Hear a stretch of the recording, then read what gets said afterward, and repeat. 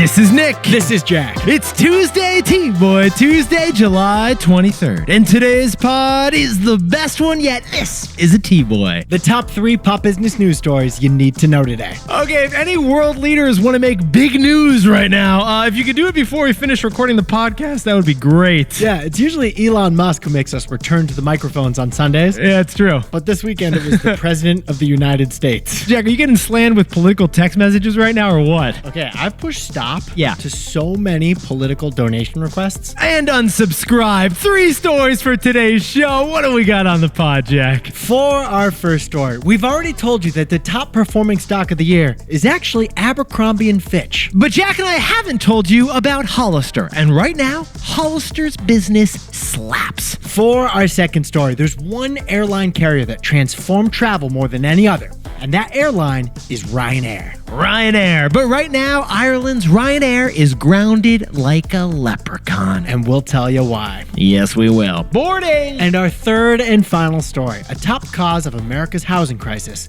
may actually be elevators. Because an American elevator costs 5 times more than a Spanish elevator. And elevators are a microcosm for our housing problems. Dios mío, los elevatores. But Yetis, before we hit that wonderful mix of stories. What a mix of stories. No one else is doing this mix. Love the mix, Jack. You did not have an American childhood unless you've heard these 3 words. Do the do. Do the do, do the do, and do the do, Jack. Do the do. We're not talking about your dewy skincare routine you've adopted as a 30-year-old. We're talking about Mountain Dew. That's how you do the do. Mountain Dew, the citrus-flavored, nuclear-colored, 46 grams of sugar soda drink. Mountain Dew, the only beverage with more caffeine than liquid. Today, Mountain Dew sells $7 billion of products a year. It's the number 2 selling soda at PepsiCo. Mountain Dew, it tastes like a skateboard sounds. When I was a kid, I would put down a 2-liter of these things with my brothers every single Friday. Hey, Jack, you may want to see a doctor because there was a lot of yellow 5 and those 2 liters of cola, if you know what I mean. I know, I'm past the statute of limitations, though. Maroon 5, okay. Yellow 5,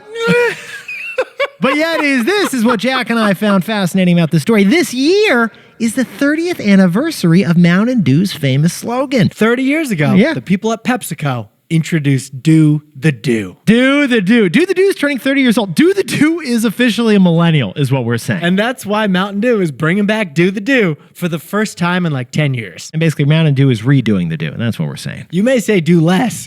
They say do more. But bestie, is that news? It got us missing our other favorite throwback beverage phrases from our childhoods. Because think about it. The sugary drink industry has some of the greatest marketing taglines of all time. Oh, Jack, you want to jump in TBOY style and dribble on some, I don't know, spill over some context for us over there? How about this one? Obey your thirst. Remember that? Oh, thank you, Sprite. It's a classic. And who gives you wings? I believe it's Red Bull, Jack. But Nick, is it in you? Yes, it is Gatorade. Don't you want to Fanta? No, I actually I do. I do want a Fanta, Jack. I do want a Fanta. And of course, what's the drink that's made of the best stuff on earth, Nick? Well, that would be a good old-fashioned Snapple iced tea for $3.99, Jack. Yetis, go make 7 up yours. If there is a favorite drink slogan that we are missing, drop it in the comments here because there are so many of them. You can drop a comment on Spotify, YouTube, or Instagram right now. In the meantime, redo the do, and Jack and I will hit our 3 stories.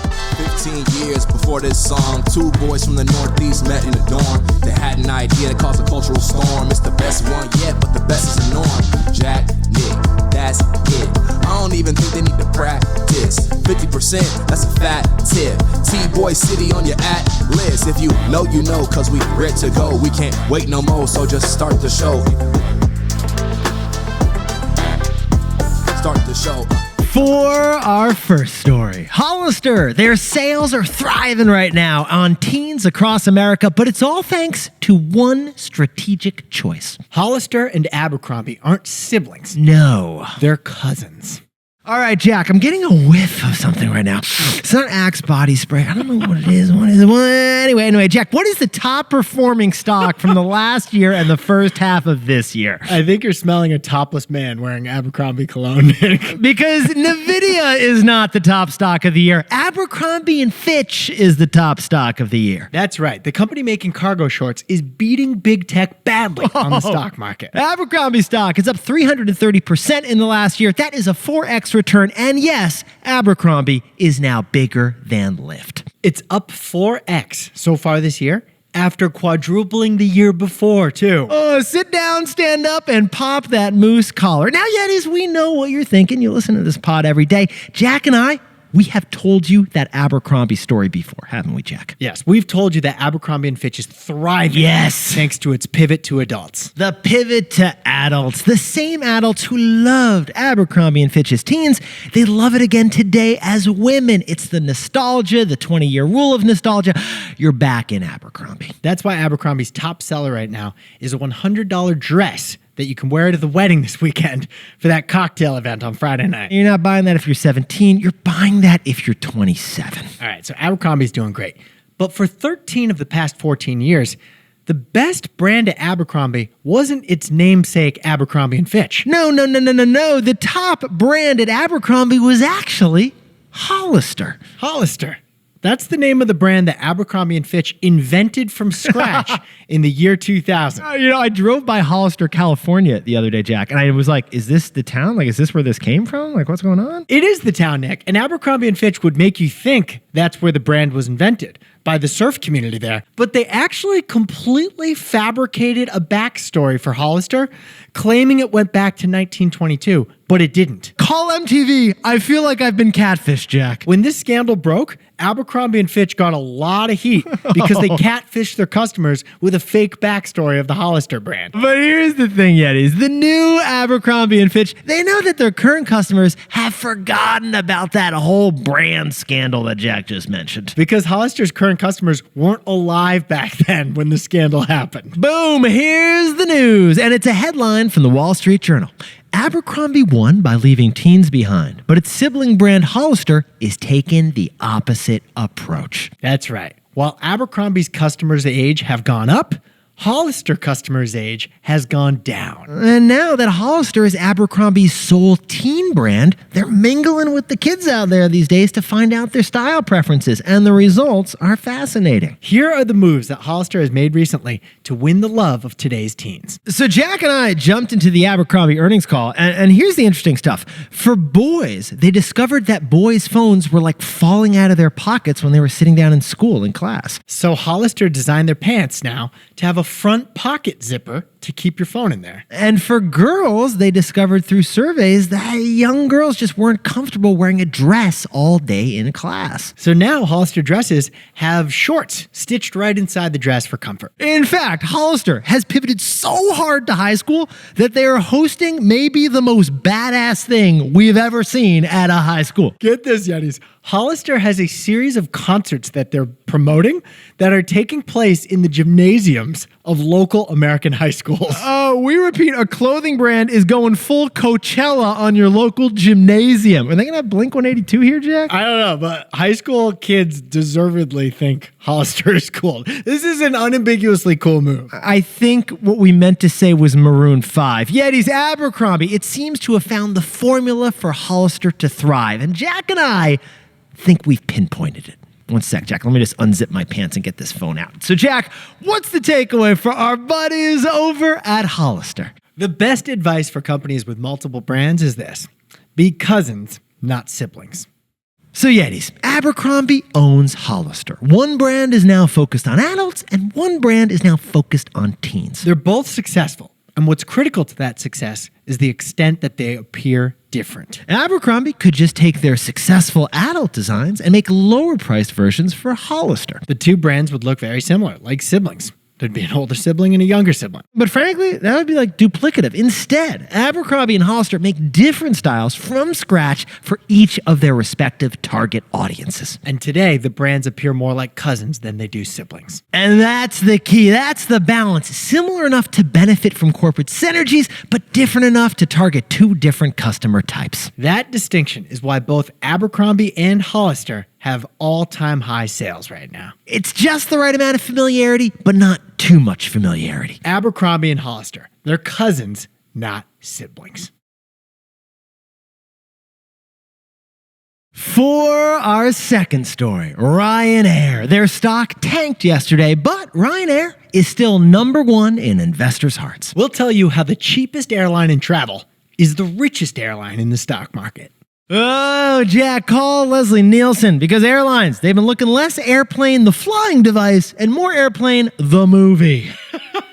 I'm trying to think of an airplane quote right now, but I'm drawing a blank. Sir, I ordered this Chardonnay slightly chilled. I think that was a good one. I love that one. I am serious, and don't call me Shirley. Yeah, it is. If you have been traveling over the last week, you know that Delta has been suffering from an IT outage that is still not fixed. The IT outage happened on Friday, but still on Monday, Delta had to cancel 700 plus flights. Jack, I didn't even tell you this, but my flight on Saturday from JFK to SFO was delayed 2 hours because of no pilot. And you know what they did? Yeah, you did tell me. They drove a pilot up from Virginia. He drove up from Virginia. They were like giving updates like, he's now on I-95. He just got off the exit. He parked the car. It was outrageous. Did the pilot turn his tablet around and ask you to answer one last question about a tip? Yeah, 15% tip. We would have given it. Thank God he made it on that flight, Jack. But yet Europe's most famous airline, RyanAir, is dealing with a different issue right now. Because stock of Ireland's RyanAir fell 15% yesterday on news of a summer travel disappointment. RyanAir expected travel demand to be bonkers for a third straight summer. Yeah, RyanAir, they expected you and the gal pals to go get a Guinness over in Ireland and enjoy a nice bachelorette trip. Instead, RyanAir just told Wall Street that they had to lower fares to fill seats this summer. Yeah, the peanuts on RyanAir, they're now costing more than the seats. Basically, the problem for RyanAir and the rest of the airline industry right now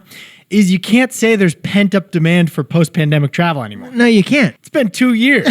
It's not pent up anymore. We got the travel, you know? It is not, but yet this is what Jack and I found fascinating about this story. If anyone can climb out of this travel mess, it's RyanAir. Because RyanAir was born as a disruption. Bezies, if you have traveled abroad at any point in your life, then you have taken a 14-euro flight from Barcelona to the middle of Austria on a RyanAir no-legroom airplane. Here's how RyanAir became ubiquitous in low-cost European travel. So here was RyanAir's first bet when they launched their airline back in 1984. They bet that people would be willing to go to a second-tier airport if they could save money on the flight. So RyanAir disrupted Aer Lingus' Irish airplane monopoly that existed throughout the 80s. They don't go to London Heathrow. They go to London Gatwick. They go to London, where is that again on a map? Yeah, they go, is this a London airport? RyanAir's second bet was that money talks. RyanAir bet that people would gladly sacrifice unnecessary frills on the airplane in order to save money on the ticket. So get this, RyanAir didn't just eliminate free checked bags, drinks, and seat selection. What else did RyanAir eliminate, Jack? They eliminated a couple bathrooms. We repeat, RyanAir eliminated bathrooms on the aircraft to save you money. Here's the story. In 2011, RyanAir removed 2 bathrooms from the plane in order to fit another row of seats back there. There is a wild interview with the CEO of RyanAir saying that he was going down from 3 lavatories on the plane to just 1 lavatory on the plane. And he bet that passengers wouldn't actually mind. No. Because the extra seats he stuck back there allowed him to lower the ticket prices by 5%. Yeah, basically, he thought that for $8 in savings, you were willing to cross your legs and just hold it in for a few hundred more miles. Now, full disclosure, Yetis, regulators killed the idea. Yeah, they did. RyanAir had to put the lavatories back in the airplane. Even though, again, RyanAir CEO thinks for saving $8, you are willing to damage a kidney. Regulators disagree. They said 1 toilet for 200 captive passengers is just too big a risk. They don't want you landing at Gatwick and then needing a new kidney is what we're saying. But still, that instinct to remove the bathrooms was a sign of RyanAir's winning strategy. Yes, it was. And that strategy is our takeaway. So, Jack, what's the takeaway for our buddies over at RyanAir? Every industry has a lowest price winner. We call him the low price peacock. Yeah, it is. One thing you learn in business school is that you can't win on price. Someone is always going to drop the price lower than you. Winning on price isn't fun to try to do either. No, it's not. Because you have to do it with a lot of volume to make up for the razor-thin margins. And yet, Jack and I have noticed that every industry has one player whose entire focus is the lowest price. They make the lowest price like their entire brand. Because even though it's a cutthroat way to run a business, low price is universally loved by customers. In 50 years, the customers are still going to like the lowest price stuff. Today, you've got Amazon, Walmart, and RyanAir, Each is the most valuable company in their respective industries of e-commerce, retail, and airlines. And they did it by having the consistently lowest price. Each of them was a low-price peacock. Today, RyanAir isn't some cheap airline. They're the number 3 most valuable airline in the world based on their stock price. Oh, and by the way, the number 1 and number 2 biggest airlines in the world, they received government bailouts over the years. RyanAir never has. And that is what led Jack and I to this wild conclusion. The airline known for cheapness is actually the richest, financially speaking. So add it all up, Yetis, and every industry has a low-price peacock. The company that offers the lowest price and loves to show it off. Hey, Yetis, if you're a bestie, take a sec and hit that subscribe button. And like this video while you're at it. If you leave a comment, by the way, we'll read it. For our third and final story, if you want to understand America's housing crisis, then look to the elevator. Because America invented the elevator, but we've basically stopped installing them. All right, Jack, let's kick off this story with a hero stat. Actually, this is a surprise hero stat that you haven't heard yet. You ready for this thing? All right, Jack, how many elevators are in the Empire State Building? Well, I think there's 86 stories. I know, because you and I were there this summer. A lot of elevators. I'd say like, I don't know, 12? 73 elevators, including service elevators in the Empire State Building. Let me ask you this. Do any of them go entirely from the bottom all the way to the top? I think the answer to that is all of the above. You have to be an emperor to use that elevator. Yeah, it is in 1930, America built the lovely Empire State Building of New York City. 1,000-foot skyscraper. But it wouldn't have been possible without the elevator. Now, here's the fascinating thing. The elevator was actually invented in the United States 80 years earlier, back in 1852. And the elevator's invention was a metaphor for America's industrial rise in the world. The elevator. It was invented by a company called Otis, which is now still around today, a $40 billion publicly traded company. They're based in Bristol, Connecticut, where there's still this huge tower out of nowhere. Like, it's like rural Connecticut, and then there's a 38-story tower that's used just for the testing of the elevator shaft. You can see it from all the way up here. But here's the surprise. Fast forward to today, and the data shows that we've basically stopped building elevators in the United States. Get this, besties. The United States has 1 million installed elevators, which, Jack, that sounds like a lot, you know, Yes, man? it does. 1 million elevators. But it's actually very few. Jack, could you sprinkle on more context, please? Spain and Italy have the same number of elevators as the United States, even though our population is 7 times bigger. Now, besties, in Western Europe, 2 or 3 story buildings, it is common for them to come with elevators. It's just a standard. But in the United States, not a chance. No, you are huffing and puffing up to that 6th floor of a new building. New apartment buildings that are 6 stories tall are being built without elevators. Jack, when we lived in the East Village, we had a 4th-floor walk-up. That was not a fun situation, my friend. And the reason for all these stairs and no elevators is cost. Do you remember our buddy Timmy barely made it up there? We had to like carry him from the 3rd floor to the 4th floor sometimes. But back to the shocking cost. Yetis, the basic 4-story elevator costs $160,000 in New York City. In Switzerland, they cost less than a quarter as much to build today. Because in Switzerland, they don't cost $160,000, they cost just $36,000. And according to a nonprofit dedicated to lowering building costs in America, there's one reason why we have to pay 4 times as much for an elevator as the rest of the world does. Jack, take us to the lobby and tell us the answer. The one reason is regulations. Regulation. Because, Yetis, in the United States, elevators are bigger. Because regulations dictate they must be able to hold an ambulance stretcher. So we have elevators twice as big as the rest of the world. And in the United States, elevators are custom. Here, elevators must pass a special code, not the uniform code that the rest of the world uses. And in the United States, labor costs are just much higher. Elevators must be built by documented workers here due to regulations. Every high-income country, they use lower-cost immigrant labor for apartment construction, but in the United States, you can't really do that. Because of immigration policies and regulations. American exceptionalism in construction. It's made elevators economically unviable. And this elevator problem we have is actually a microcosm for our entire housing problem nationwide. If you want to understand the housing crisis, it's the elevator. It's not the elevator. For us, it's the Darth Vader. Yeah, second Vader reference of the show. Take me to your lobby. That's not a good Darth Vader impression, to be clear. Well, Jack, can we at least pause the elevator and press all the buttons for a moment? Looks like a Christmas tree. It does look like a Christmas tree. So, Jack, what's the takeaway for all our buddies who are anyone riding an elevator? We have too many houses, not enough apartments, and elevators show why. Yetis, every year, our population grows faster than the number of new houses being built. In the past 20 years, we're actually 5 million housing units short to keep up with our growing population. Now, interesting thing, Bessies, Jack said housing units because people can live in a single-family house or in a multi-family apartment. And that's the issue. We have too many houses, not enough apartment buildings. Yep, the regulatory problems that make elevators crazy expensive also make apartment buildings crazy expensive. But single-family homes, which only hold one family, not a bunch of families, single-family homes have much less red tape. And no elevator to go along with them. So what can we do about it? We can streamline regulations to let builders build apartment buildings for a lower cost. Until then, we've got too many houses, not enough apartments, and elevators show us why. Jack, can you whip up the takeaways for us for TBOY Tuesday? Abercrombie & Fitch stock is at an all-time high, but Hollister deserves a lot of credit. Because when it comes to companies with multiple brands, don't be siblings, be cousins. Cousins, not siblings. For our second story, RyanAir stock fell 15% yesterday because they're lowering prices this summer travel season. One sec, Jack.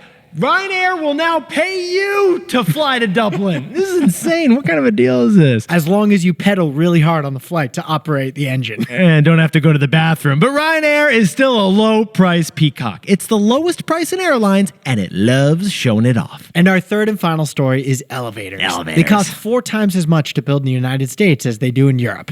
And that's a microcosm for our housing crisis. We got too many houses, not enough apartments, and elevators show us why. But Yetis, this pod's not over yet. Here's what else you need to know today.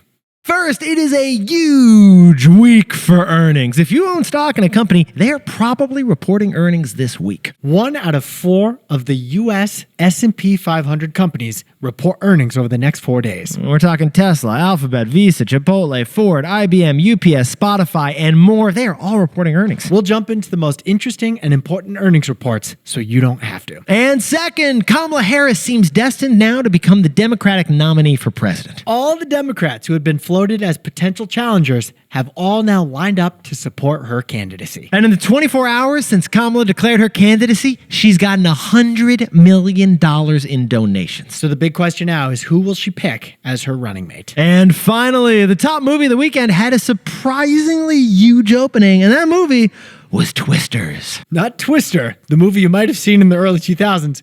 Twisters, plural. Which is the sequel to that 1996 movie starring the talented Helen Hunt. I've never seen the letter S indicate that this is a sequel. I'm impressed, Jack, and I kind of love that they went with this. Twisters brought in $81 million at the box office in its opening weekend. Because it's the summer of sequels, and even Inside Out 2 is still crushing it out there. Gladiator 2 is coming out soon. Remember we watched the trailer together? I know, but we didn't like the trailer. We didn't love the trailer. CGI was impressive. It was. The plot didn't seem to be. Excited about the rhinoceros. They put a rhino in the Coliseum.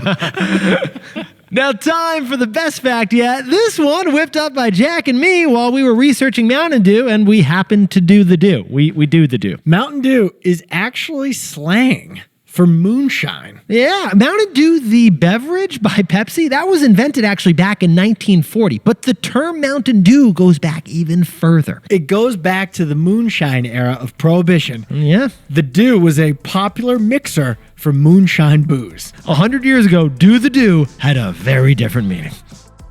Yetis, you look fantastic for TBOY Tuesday. And remember, we want to know in the comments, what is the all-time absolute, insistently best beverage slogan? Remember that wine that said, "It's going to be a beautiful evening. It's going to be a bella sera." Sounds like a slap the bag situation. Yetis, drop a slogan in the comments, and Jack and I will see you for Ceviche Wednesday.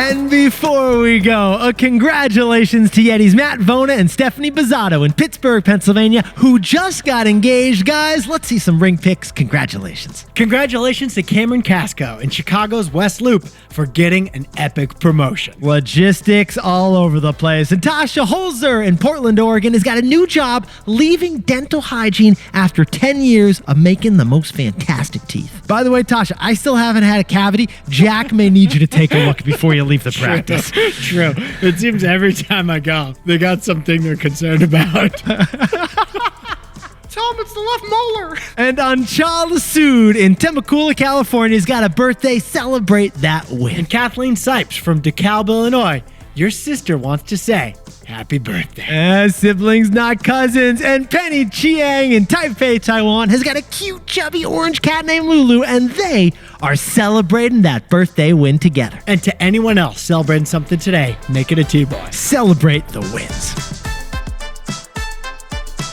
This is Jack. I own stock of Abercrombie and Ford. Nick owns stock of Delta, and Nick and I both own stock of Chipotle, Spotify, and ETFs of the S&P 500.